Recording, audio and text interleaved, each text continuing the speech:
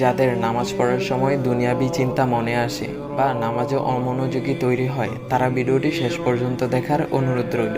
হযরত আলী রাদিয়াল্লাহু তাআলা আনহুর কাছে একজন ব্যক্তি এসেছে। তখন লোকটা বলল, হুজুর, আমার নামাজে মন বসে না। নামাজে দাঁড়ালে আমার দুনিয়াবি নানা চিন্তা আসে। হুজুর, আমার এই নামাজ কি আল্লাহ তাআলা কবুল করবেন? তখন হযরত আলী রাদিয়াল্লাহু তাআলা আনহা বলেছেন, না, তোমার নামাজ কবুল হবে না।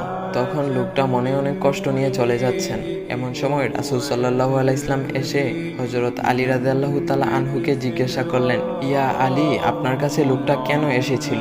এসে দেখি মন খারাপ করে চলে গেল। কেন, কি হয়েছে, আমাকে বলুন। তখন আলী রাদিয়াল্লাহু তাআলা আনহু বলেন, তিনি আমার কাছে জানতে এসেছেন যে নামাজে দুনিয়াবি চিন্তা আসলে নামাজ হবে কি না। আমি বলেছি, না, তোমার নামাজ কবুল হবে না।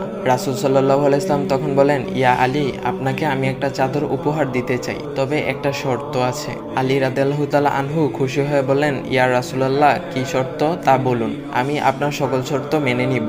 বুঝতেই তো পারছেন রাসূল সাল্লাল্লাহু আলাইহি ইসলামের চাদর বলে কথা। তখন রাসূল সাল্লাল্লাহু আলাইহি ইসলাম বললেন, ইয়া আলী, আপনি যদি এই মুহূর্তে 2 রাকাত নামাজ একনিষ্ঠভাবে পড়তে পারেন দুনিয়াবি সকল চিন্তা দূর করে, তাহলে আমি আপনাকে সেই চাদরটি উপহার দেব।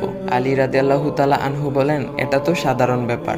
আলী রাদিয়াল্লাহু তাআলা আনহু তখন নামাজে দাঁড়িয়ে গেলেন আর তিনি নামাজ পড়তে শুরু করলেন। এমন সময় তার মনের মধ্যে শুধু ভাবনা চিন্তা আসতে শুরু করলো, আচ্ছা, আমাকে যে রাসূল সাল্লাল্লাহু আলাইহি ইসলাম যে চাদরটা দিবেন সেটা কি ফাতিমার চাদর নাকি রাসূল সাল্লাল্লাহু আলাইহি ইসলামের? আচ্ছা, চাদরখানা দেখতে কেমন হবে?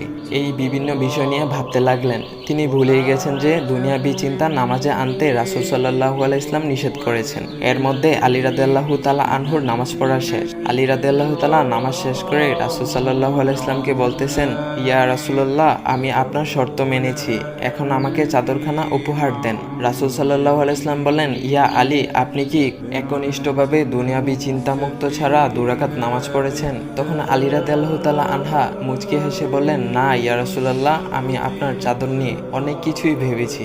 তখন রাসূল সাল্লাল্লাহু আলাইহি ইসলাম বলেন, ইয়া আলী, নামাজ তোমারও হয়েছে, আর তুমি যাকে নামাজ হবে না বলে ফতোয়া দিয়েছ তার নামাজও আল্লাহ তাআলা কবুল করে নিয়েছেন। শোনো আলী, দুনিয়াবি চিন্তা দ্বারা নামাজ বাতিল হয় না, নামাজ মহান আল্লাহ তাআলা কবুল করে নেন। সকল ফরজ নিয়ম কানুন মেনে নামাজ পড়লে নামাজ হবে ইনশাল্লাহ। তবে আমাদের সকলের উচিত নামাজ আদায় করার সময় একমাত্র আল্লাহকে স্মরণ করে নামাজ আদায় করা। নামাজে দাঁড়ালে দুনিয়াবি চিন্তা মাথায় আসে, এটা শয়তানের একটা ফাঁদ। আল্লাহ তাআলা আমাদের সকলকে শয়তানের কুমন্ত্রণা থেকে হেফাজত রাখুক এবং সঠিকভাবে মনোযোগের সাথে নামাজ আদায় করার মতো তৌফিক দান করুক। সবাই বলি আমিন। চাইলে ভিডিওটা আপনি অন্যদের কাছে শেয়ার করতে পারেন, এতে অন্যদের ভুল ভ্রান্তিগুলো দূর হবে। তো গাইস, এমন ইসলামিক ভিডিও পাওয়ার জন্য ভাইয়ের আইডিটা ফলো করে দেওয়া যাও।